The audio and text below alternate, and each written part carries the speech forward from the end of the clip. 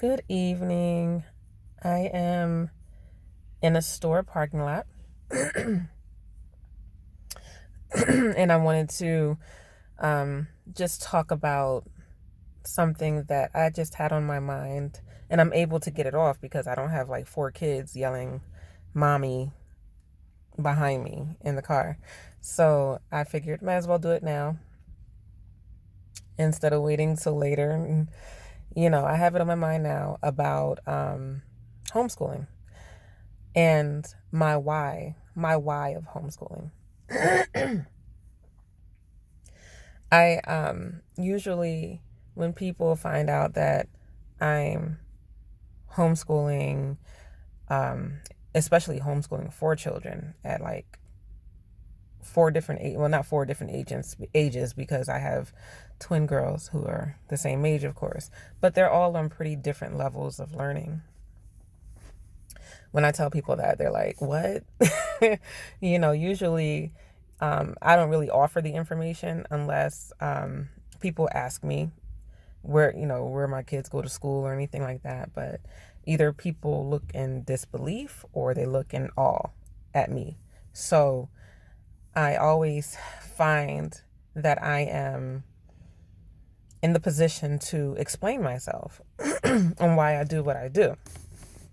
And I shouldn't have to, but I sometimes I want to make it a point to, explain myself and why I do what I do. And, instead of, not trying to push my beliefs on other people, but trying to, you know, get off my chest what it is that the reason why I do it.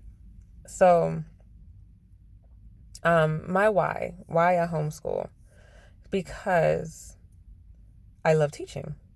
I love teaching my children. I enjoy spending time with my children. I enjoy watching my children learn in a safe and very nurturing and comfortable environment and what feels natural to them. That gives me great joy every day. So, I eventually, I never started homeschooling because I was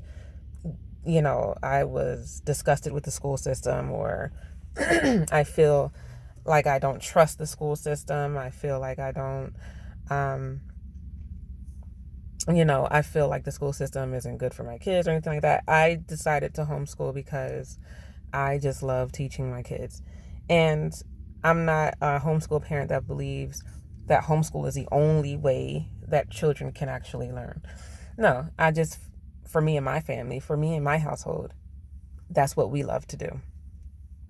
However, I do believe that for my children, they have grasped concepts and they have mastered certain things already while being homeschooled, versus, when they were in public school, when they were in the school setting, it was kind of hard for them to grasp, or it was difficult for them, for certain kids of mine to learn in a certain type of environment, because it was probably crowded or they got distracted and all that stuff. So, being in a homeschool setting, it gave them the opportunity to grow and learn naturally in an environment where they felt safe and not judged. And, they didn't feel like they had to hurry.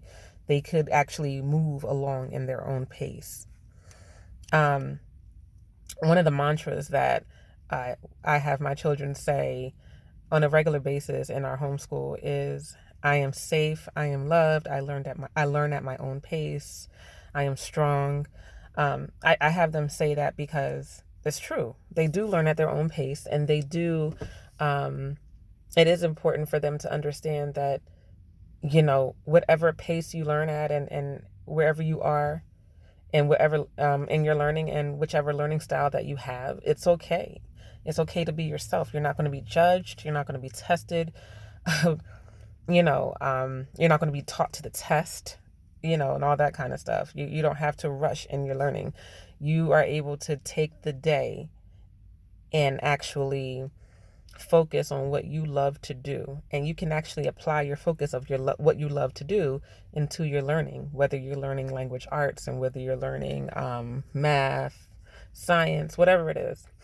Like, for instance, my son, who's an engineer, who I'm saying he's an engineer. Oh, I'm speaking it into existence. My son, who is interested in engineering, when it comes to his math and when it comes to his language arts, I can cater his love for engineering into his curriculum, and not saying that a teacher in a public school setting or in a private school setting can't do that, but when you have a classroom full of children, probably 15 plus children, it's kind of hard to individualize learning styles, for specific individuals. So, I'm able to do that. And I love doing that. That gives me great joy. Another reason why I enjoy homeschooling is because I actually enjoy just spending time with my children. When people see me with all my kids and we go places and they're like, "Oh, do you have a daycare or do you have a camp?" Because I have 4 kids. And they're like, "Oh, okay. So you have like your own little school here. You must be very busy or you have your hands full." And I'm like, "Yeah, my hands are full, but I actually, my husband and I, we had children because we wanted to actually spend time with them. We love raising our kids. We enjoy being with them. Now, of course, as you can see, I'm in a car and I need a break, and as we all do from things that we do in our daily lives. But I have support in a way where I actually can get my breaks and I actually can,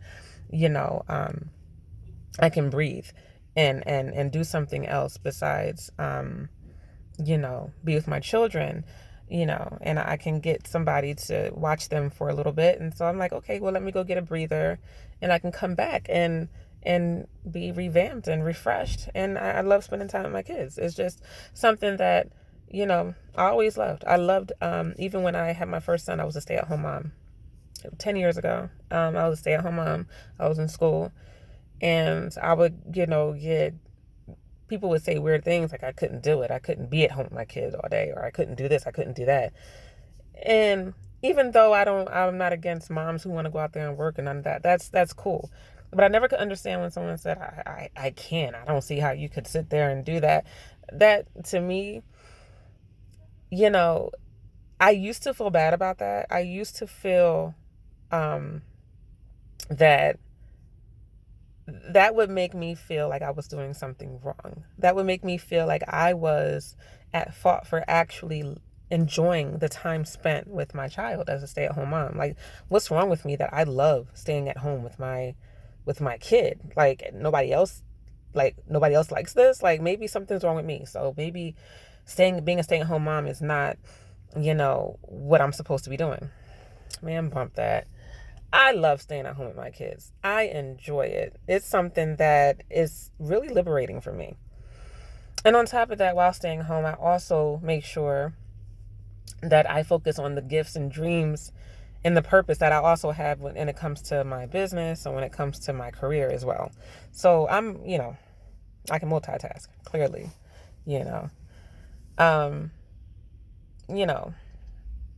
my husband and I, we really love our children, but we really like our children too. I tell my kids that all the time, that we really like you. Mom and dad actually love spending time with you. You're a really cool person to spend time with. I make sure that my oldest son, especially my oldest son, hears that. He's 10 and he has to hear that. But we actually mean it when we say that. And his face just lights up. When I do mention that, I enjoy spending time with him. Even when I was working full time during the day, I would tell him that, and I enjoyed spending time with him when I could. But even now, I'm wearing a hat as his educator and his mom. They go hand in hand because, parents are the first teachers. You know what I mean? So they definitely go hand in hand. Parents are the first teachers, and really, sometimes I find myself, wearing the hat of the teacher and mom, but you never stop being the mom while you're homeschooling. You never stop doing that. Because the homeschool environment, depending on what your take is on how you want your homeschool to be run, it's more so, for me and my house, we do a Becca for language arts, and we do a Becca for math, and everything else is eclectic. So we do science and geography and everything else, but we do it in such a eclectic way that it's not through a certain curriculum. They're learning things that they're pretty much interested in when it comes to everything else. So it's not like they have like a specific day where they do biology or science or Spanish or anything like that. But definitely language arts and math is through a certain curriculum, through Rebecca. So I do find that sometimes, like right now, I'm still like a newbie to this homeschool thing because I've only been doing it for, I would say, a good year and a half now. So my girls were homeschooled first. They were 4, going on 5 when they were homeschooled, and my my boys are homeschooled for the first time this year. So I still feel like, okay, let's do math and language arts this way. At least I know that you can read and write if we do it through this way. But I'm pretty sure as I progress and as I evolve as a homeschool parent, I might not be doing a Becca, or I might, I don't know. I don't know. But right now, Becca it's working. They're okay with it. It's definitely a good curriculum. It's a good, it's one of the choices if you choose to do a Becca. It's a great tool to have. It's a great resource. So we love using it. But yeah, other than that, I usually don't wear different hats like educator and mom with everything else. You know what I mean? But with language arts and math, I'm pretty much a stickler right now because I want to make sure that I'm doing everything the right way. And really, what's the right way? But for me, this is how I feel comfortable. So that's one thing about homeschooling that's liberating, is that you get to set up your world, your child's education to the way he or she learns, the way you want it. And I love that. I love having that option. I found that when my children were in school, because I was busy working during the day full time, it was, for us, my husband and I, it was hard for me to grasp exactly what they were doing in school and to, focus on that at home. It was so hard. I didn't know what was going on. It was something new all the time. I was, kind of lost sometimes when it came to certain things that my children needed to work on, or because you're busy. You by the time your kid comes home, they have to get ready for bed, they have to eat dinner, they have to go to the soccer practice, they have basketball practice, they have piano practice, they have all these things, and you really didn't have time to engage with them at all. They don't know you, you don't know them. You don't know what problems they're having. You don't know how they learn because you're not there. So you're only going by what someone else says, someone who doesn't know you or them, And like I said, it's not the fact that, we didn't take them out of the school system because we didn't like the school system. The school system, some school districts are great. We took them out because we really enjoy teaching our kids and being engaged and being involved and just spending time with our children. That's what we did. We really, really like being around them and watching them have that aha moment, that moment of, oh, I get it. I didn't understand place value maybe 6 months ago, but now it's like, oh, I'm catching on to it. Or I may have not been able to read all my sight words a year ago, but right now I do, because of we worked together on this, and we actually we helped each other get to know how I teach and how you learn, kind of thing. So it's all about teamwork and working together. And I am a certified school counselor, so we are able to do other things, not only just academics, but focus on um, you know, social emotional type of issues, and work on our work on work on our emotional, our intelligence, and things like that. I'm able to help them and guide them in working on their emotional intelligence as they grow. So I enjoy doing that too. I just enjoy it. I'm like, one lady told me a long time ago, she was like, well, how come you're just not teaching? Why don't you teach other kids? And why don't you work and have them go to school and you teach other kids? And I'm like, wait, what better way to feel that satisfaction and of feeling rewarded in what you're doing by what better way than to teach your own kids? Like, why don't you just teach your own kids? Like, I love teaching my own kids. What's wrong with that? It doesn't make any sense. But I do find that what doesn't make sense is, feeling that you are incapable of teaching your own children, feeling that you are incompetent of teaching your own children. I don't think that all school districts are bad. I don't think that teachers are bad or anything like that. I think there's some awesome teachers. I think there's some awesome educators, and that's cool. And I know some awesome educators, but I don't think that it's normal or that it's okay for any parent to feel that they are incompetent or incapable of teaching their own children. I don't think that it's okay for others to make parents feel that they are incompetent or incapable of teaching their children. We have to kind of get out of that. We have to understand that, people, we have choices, we have options, and we should be supporting each other, and we should be helping each other and guiding each other and being each other's village, not each other's competition. We should be understanding of each other, because I have heard it all so far, and I haven't even been homeschooling that long, only about a year and a half. And I've heard so many microaggressions against homeschooling. And it's just, it baffles me. It really does. It really baffles me. So I say all that to say, understand your why in whatever you do, whether it's homeschooling, going back to school, working from home, working outside the home, whatever you're doing in life, you should understand your why of what you're doing. You don't really necessarily have to explain your why to other people. It doesn't need to be explained to other people, but know your why.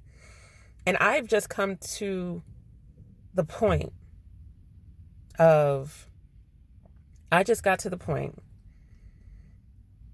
of realizing that I don't owe anybody an explanation.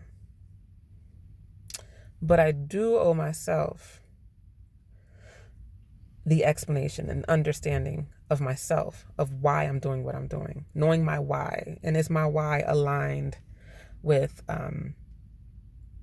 righteousness and greatness? Is my why aligned to guiding my family into the right direction? That's what matters. No, I don't owe anybody an explanation. So I stopped that. In the beginning, when I started homeschooling, I was given all type of whys and, looking for validation. Bump that. Never.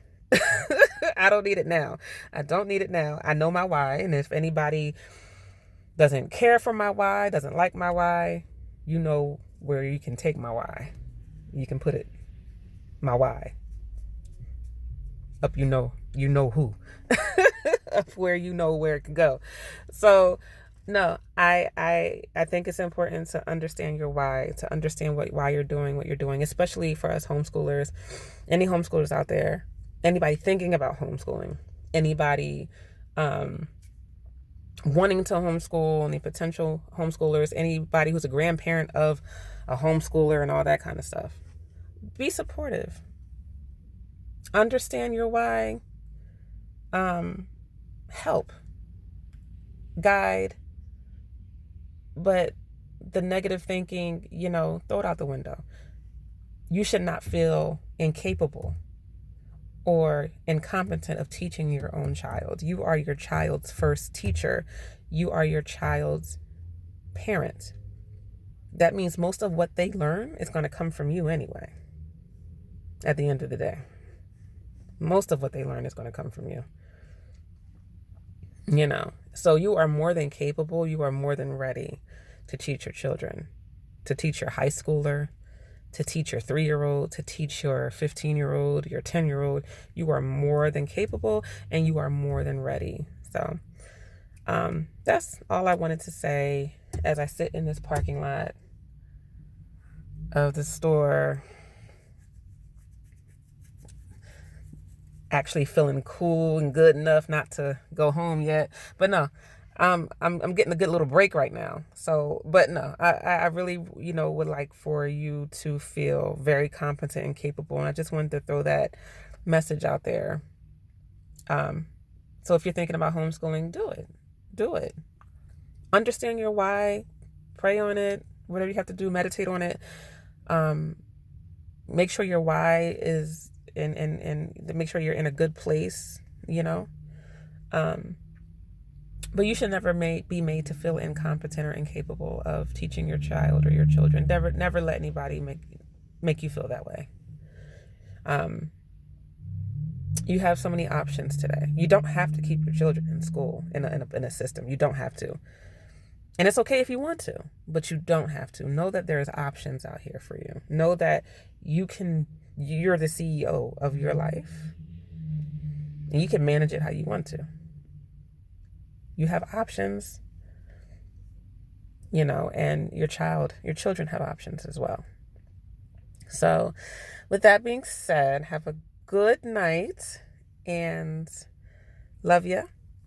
And I will be posting more videos, and hopefully you will be subscribing to mine as me and my fabulous 4. You will see us do a lot more videos with art activities and all that good stuff. And you can press the subscribe button and just be looking out for a lot more of us. Goodbye.